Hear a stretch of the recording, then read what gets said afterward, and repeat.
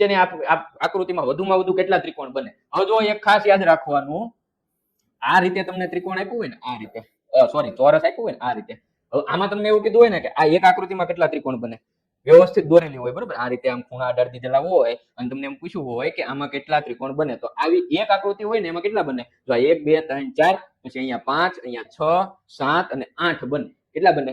8 બને. એટલે હવે અહીંયા આવી બે આકૃતિ છે એટલે 8 ને 8 કેટલા બને? 16 બને. 16 બને. પછી તો કે 16 ઈ બન્યા. હાલો એને એક બાજુ રાખો. હવે ઈ બે આકૃતિ ભેગી થઈ એના લીધે કોઈ ત્રિકોણ બને છે? તો જો અહીંથી આ એરો છે આમ નીકળતો હતો બરોબર, અહીંથી આમ નીકળ્યું ભાઈ, અહીંથી આ જે આમ નીકળ્યું એ પાછું અહીંયા પણ એક ત્રિકોણ બનાવી આવ્યું, એ જ રીતે આ પણ એક ત્રિકોણ બનાવી આવ્યું બરોબર. તો એવા બીજા બે ત્રિકોણ બની ગયા. તો 16 વત્તા પાછા તમારે કરવાના છે 2. 16 વત્તા 2 એટલે કેટલા બને? 18 બને. કેટલા બને? 18 બને. અહીંયા આપણો જવાબ આવે વિકલ્પ.